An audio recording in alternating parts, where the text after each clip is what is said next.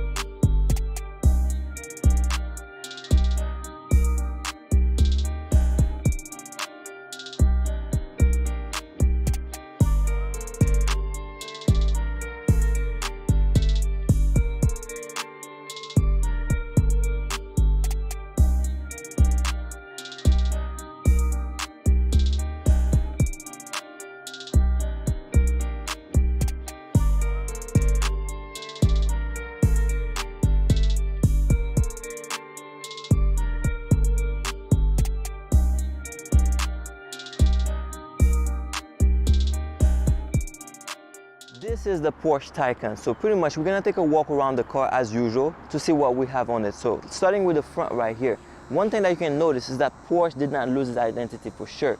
So just looking at this car, even if you don't know it's an EV, just looking at the sloping hood right here, looking at the headlights, the way the design, you can already tell that this is a Porsche. And the badge doesn't lie as well. So you can already see the car from a mile away. But the distinct identity that you have on this car is the headlight right here, this cut right here for this vent on the side. This reminds me of one of those Naruto characters. If you watch anime, you're probably gonna know what I'm talking about.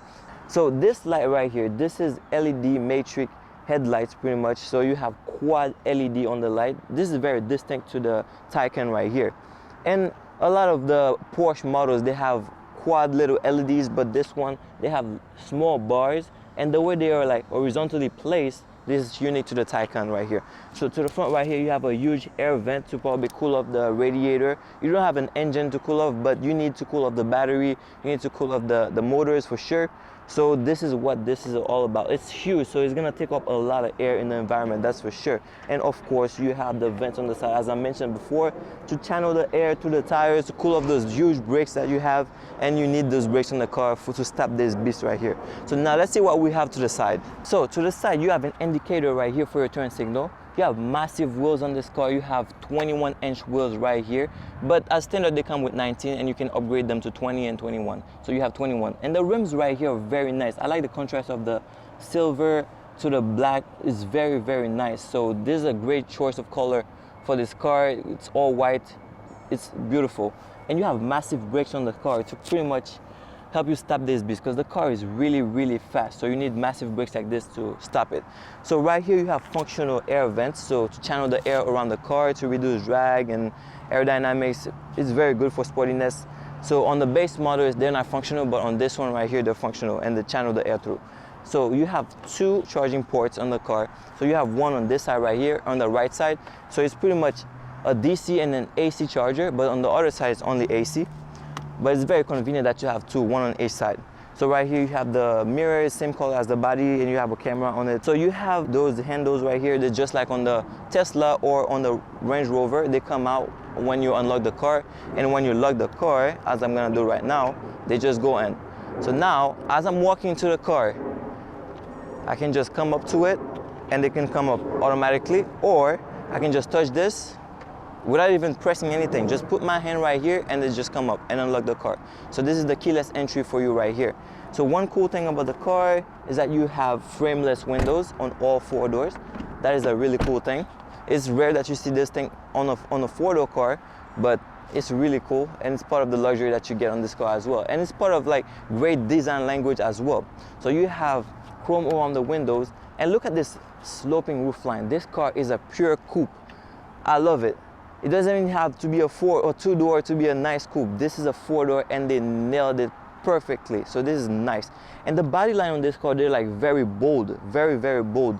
So they're not like very sharp. You know, on an Audi they're like very sharp, but on this one they're like bold. You can see that like the edges, they're smooth, and then they start increasing as you go to the back. And the back right here on the fender right here is so wide, it is crazy. The car is 77 inches wide, so the car is very wide, you can already tell.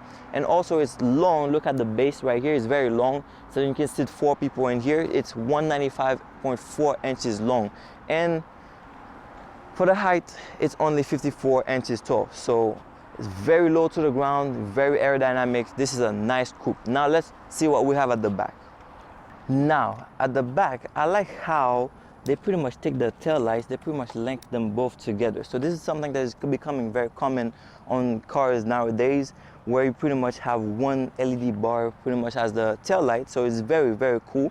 And one thing that is super cool on this car is the fact that they hid the Porsche behind the glass. The Porsche logo is behind the glass, but of course it says Taycan 4S right here just to indicate which model it is. Another cool thing you have on this car is that you have a retractable spoiler, so it's pretty much right here. So at some speed it's gonna come out automatically to help with aerodynamics, and of course you can pretty much activate it by yourself by using a button on the infotainment system inside. So here's the trunk right here. There's a small button right here. Let me just unlock the car real quick. Just press this and it's gonna open. Or there's a button on the key right here. You can press it and it's gonna open the tailgate automatically. And you can press this button right here, it's gonna come down. So it's power tailgate right there. So you would expect that the whole thing would open, but this is not a hatchback. So this is just a regular sedan, but it's a coupe. But that's why you have a small trunk right here. But other than that, this is all we have right here for the top right there. So at the bottom, you have a very nice diffuser. So it's a diffuser shaped like a diffuser, but it's not really like a petrol car where you have some crazy diffusers to pretty much channel air, or for the exhaust system, you don't have exhaust on this car because it's electric, obviously. So they replace it with this cool futuristic looking diffuser for electric car, I would say. And I like the color, how they pretty much separate the color from the body. And one thing that this just feels like plastic to me. It feels like plastic, but it's great quality and it's not gonna just break like this. Now let's keep going. And pretty much as I mentioned before, all you gotta do is just approach the car. You can hold this or automatically it's gonna come up. So since I'm close to the car, it didn't do it, but if you're coming from afar and you're coming to the car, it's just gonna open and bring out the handle automatically as the car senses the key approaching the car. So now let's check out the interior of this nice car right here. All right, now as you can see, so this is the interior layout of the Porsche Taycan right here. So you have a screen right here for climate control, you have 2 screens right there, and you have another one here for the driver with all the information that you need to know about the car. So you have a multifunction steering wheel right here, and you have this huge panoramic glass sunroof right here. So the only thing with this sunroof is that you don't have a shade to close and open as you please, so it just stays like this. At least it's tinted, and it also has like some kind of technology to pretty much reduce the sunlight on a hot day, pretty much, when it's clear outside. But that doesn't stop you from baking inside the car, I believe. So pretty much that's how I've seen from driving the car, like from where I took it to here. So this doesn't really stop you from baking, but it's a very cool thing. Personally, I like my car with a sunroof. I don't see why would someone get like a hard top, the carbon version, but this is to me the best thing. But just so you know, on a hot day, you might need to turn on the AC really high. So that's it. So you have leather everywhere, so everything is like well made. You have perforated seat for the ventilated seat function and heated seat as well. And you have those nice bucket seats. So Porsche is really good with those seats, and there's no complaint at all. They just grip you around, and it's sportiness all around. So you have leather everywhere, on the dashboard, on the door. Everything is just well made, great quality interior, and the layout is pretty good as well. So now let's see how practical this car is. So pretty much I'm gonna put the seat all the way back. So right now I can reach the brake pedal pretty easily. See, that's how far it goes. Reach the brake pedal easily, reach the accelerator pretty easily too. I just gotta stretch my leg a little bit, but it's not too bad. So if you're over 6 feet, you're gonna drive this car easily because I'm 6 feet and I can pretty much reach it very nicely. And also, if you're shorter, just adjust the seat. You have power seat, obviously, you can pretty much just adjust it however you want. So driving position is not a concern at all. So you have an extra space right here. You can do whatever you want, maybe play hide and seek, I don't know, with your passenger. But this is great quality. So it doesn't even move, it doesn't even wobble. So this is quality, this is pure quality right there. So you have a cup holder right here, you have another one right there. They're not too tight nor too loose, so they're perfect. And underneath this right here, you have a wireless charger for your phone, and you also have a little storage, 2 USB-C connectivity, and of course, if you want to go old school, you have a 12-volt socket in there. So this is what you have inside here. Now let's check how it is at the back.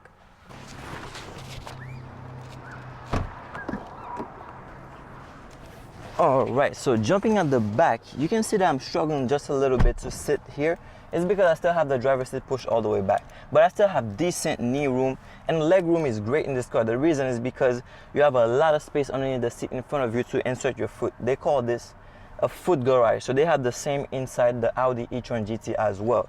It's called a foot garage. You can slide your feet underneath it. So at the back, you have a 2-seater right here. You could also have a 3-seater, but this one is a 2-seater, and you get the same treatment as the person in front of you. The seats are very comfortable. They're like the bucket seats and sports inspired as well. So you're gonna be treated the same way as the people in front of you. That's really, really cool. So right here you have the glass here, and it's fitted pretty high, so that gives you extra headroom. But the only thing is that you have this side right here of the pillar holding the glass. Your head could be hitting it. So I'm 6 feet, I can sit here comfortably, but if you're over 6 feet, then your head might be touching this, or if they're taking a hard turn, your head might be hitting it. But other than that, I feel like you're gonna have a nice time traveling at the back of this car, that's for sure. You have extra space right here, maybe to put your phone, whatever you wanna put here, but you have 2 cup holders in here. Not so much of a armrest. You can use it, it's not gonna bother too much, but if your hand is in the middle right here, the hard part of the cup holder is gonna bother you. But if you put it on the side, then you're pretty much fine, I believe. So, and underneath here you have 2 USB-C connectivity to charge your phones or whatever device you want to charge at the back here. And you have 2 air vents right here. In some models you get another touchscreen here to control the air at the back, but on this car you have 2-zone climate control. So one for the passenger and one for the driver, and also controls the flow at the back as well. So now, let's see how it is in the trunk. All right. So, as I mentioned before, you can open the trunk using the key. So just hold the button, it's gonna open automatically. So it's a power tailgate, that's for sure. So you have a decent trunk in here. So you not too much space, but it's pretty decent. You can fit a good amount of items in there for sure. So the dimension is gonna appear right here, right now. All right, so that's how big the trunk is. So you have little to none storage underneath the carpet because the battery pack is pretty high at the back, so you don't have too much space, too much practicality at the back, but you can fit decent amount of items. And if you need more space for a longer item, you can pretty much fold the back seats and you're gonna get more space just to slide them in. So that's pretty much it. So now let's check the storage up front. So the same way you can do it at the back, you can pretty much do the same thing to the front. So you have a button to open the front trunk. So this is something that is rare on cars. You don't get a button to open your front trunk, the front boot, however they want to call it. I'm pretty sure they have a technical name for it, but it's just storage. And here you have an 80 to 81 liter storage here. Nothing too big, nothing too crazy, because there is a lot of electrical stuff going on back here. You don't have an engine, but you still get the benefit of having little storage right here. You can pretty much place a couple backpack, very small carry-on, I would say, or your electrical charger. That's it. Other than that, this is what you get up front right here. So now let's get back inside to talk about the infotainment system. All right, we're back up front to talk about the infotainment system. So pretty much right here, once I step in the car, the car recognizes the key, so it can pretty much start up everything. So you have Porsche right here, Taycan written right here. Display is already on, so the car is pretty much started up, or on, should I say, because we don't have an engine, so we're not starting anything. The car is just on. So you have 2 screens. This screen right here for the passenger is something that is optional, so you can pretty much see the driver's speed. You can, without even looking over here. So I'm not sure if it's something that we should have here, but some passengers might be too wary, you know those passengers. But other than that, they can pretty much have access to everything in the infotainment system, like media. They can use their phone, navigation. They can see everything on their own screen right here. So you have another one on the center right here. This is more for the driver, I would say. It's very user friendly. So it's different interface. You have some icons. Some are very small, like before I just clicked 2 of them by accident, but if you're very precise, you can pretty much press them. I feel like this might be a little bit distracting, but it's still very user friendly, I would say. Compared to the Audi, the icons are very huge, so you cannot click something that you didn't want. So this is the only difference right here. And the graphic is really nice. So when you go to car setting, for example, you see the car, the render of the car is very nice. You go to different settings, you can see different things about the car. It's really, really cool graphic right there. So right here you have another small screen. This is for the climate control. So the only thing about the climate control in this car, so you cannot use this to change the direction of the airflow. So you have to do it on the screen right here. So you just press the menu button on the climate control screen and it's gonna pop up there. So you can go from your settings, or you can pretty much switch to individual, which is gonna allow you to change the direction of the fan speed or wherever you want the air to blow. So you can change it manually right here, or you can just keep it on focus and the car is gonna have a preset for you where it's gonna pretty much blow the air on you where the driver is sitting or where the passenger is sitting. So this is how it is for this system right here. So we don't want automatic. Save some power. All right, there we go. So that's it for this section right here. So over here you have this driver screen right here with all the information that you need about the car. So you can see your speed, you can see your mileage, you can see driver assistant package right here. You can see the time. Everything that you need to know about the car is pretty much right here without even taking your eyes away from the only thing, as in an Audi, you would get like different views where you can get navigation, you can get different things here, but you can do the same here. It just shows on a smaller scale, I would say, just a smaller scale. Everything is like round up, nice dials, very cool. The only thing that you can expect on this car is that depending on your driving position, the steering wheel might be blocking some of the functions that you have on the side. So for example, on the side you have ability to raise the suspension, traction control. On the side you have the light function. Everything is touch sensitive. You just touch them and they activate whatever you need. So depending on your driving position, you might be blocking some of those. You might not be able to see everything on the screen without like just moving around and just see them.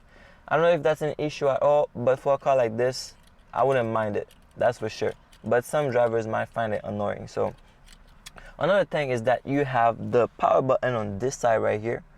I don't know if it's conveniently placed. It's just different than what you usually get on other cars.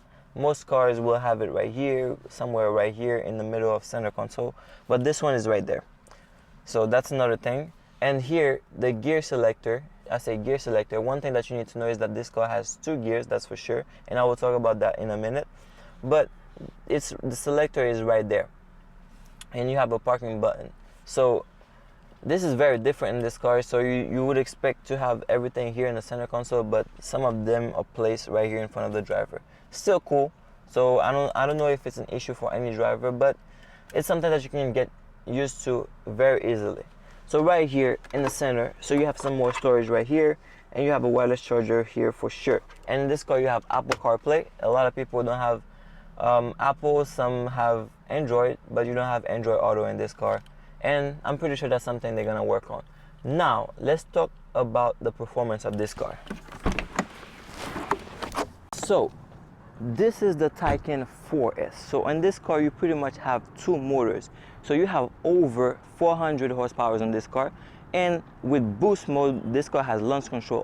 Obviously, with the boost mode, you're gonna have over 500 horsepower in this car for sure. So this car can go very, very quickly. And 0 to 60 in this car is estimated to be 3.8 seconds. So you have 2 motors, one on the front axle and one on the back axle, on the rear axle, should I say. So on the rear axle, you have a transmission that has 2 gears in it.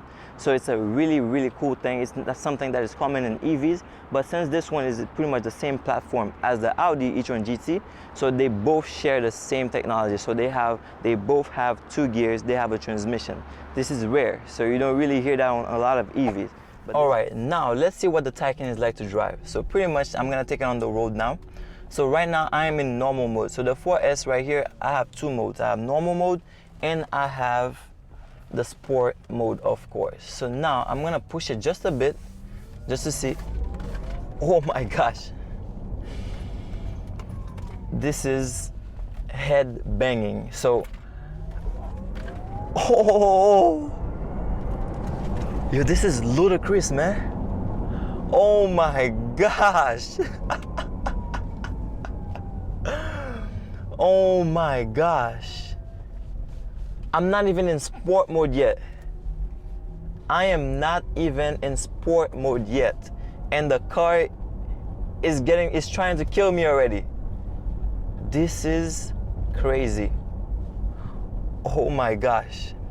0 to 60 in 3.8 seconds. So that's definitely a fact. You cannot go away from this for sure. You cannot miss that. Oh my gosh. Wow. If you think I'm just exaggerating, just go at a Porsche dealership and go try this car. Just try it for yourself. A lot of people, sometimes when you see people trying electric cars, you probably think that we're exaggerating, but it is the absolute truth about these cars. The instant torque that you get on these cars, that is absolutely amazing. So this is what you get on those type of car right here. Oh my gosh. This is so much fun, man. It's thrilling. So one thing that you need to know is that this car, pretty much the price starts around $100,000 and up. So about $103,000. So for the price, you get a lot of technology, a lot of luxury. So you got a lot of safety features as well. So you have blind spot assist on the mirrors. You have active lane keeping assist. You have the adaptive cruise control as well. You have good suspension in the car that's gonna keep you away from the bumps, like from shaking too much on the bumps. So the car is very smooth to drive. And the only thing you can feel like is really heavy because the car weighs over like 2 tons because you have this huge battery pack on the car. So this is expected. So the car is gonna be very, very heavy. So that's a fact. Another cool thing about this car is that when you're accelerating, you can hear this nice sound. This nice electric sound that's coming in the car. I feel like this pretty much satisfies me. So I think this definitely can replace the sound of combustion engine. It's very fun, like the combustion engine, like when you hear the exhaust at the back or the crackling and all this kind of thing. But this right here just sounds like futuristic. It just sounds like you're in a spaceship or something, you know? And I really enjoy the sound, even when you're decelerating. When you're stopping, you hear the same thing. All right, Rider fam, thank you so much for watching this review about the Porsche Taycan right here. I think this car is delicious. I think it's very sporty and pretty much a very good competitor to maybe Tesla, because you know Tesla is still the king of electric cars, but this is a great alternative, very luxurious. That's a great alternative. And you know Porsche, the Germans, they pretty much build those very luxurious cars, and this is what Tesla still yet has to do, but Tesla is killing them when it comes to numbers, when it comes to speed, when it comes to range. That's where the Tesla is killing them. This car is very low on range, but gives you all the performance that's gonna thrill you inside the car and keep you very satisfied, keep you on the edge of your seat. So pretty much that's how the car is. So if you enjoy this review, make sure to comment down below what you think about this car and like it if you really enjoy this review. Now, until we meet again, let's keep riding.